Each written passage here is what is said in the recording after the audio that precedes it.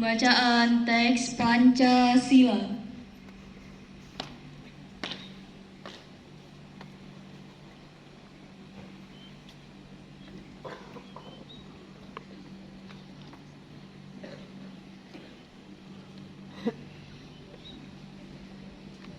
Pancasila. Pancasila. 1. Ketuhanan Yang Maha Esa. 2.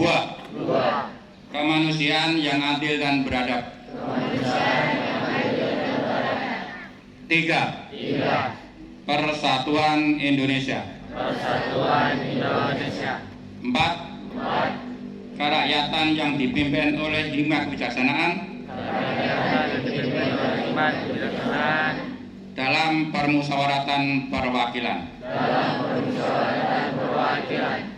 5. Keadilan sosial bagi seluruh rakyat Indonesia. Keadilan sosial bagi seluruh rakyat Indonesia.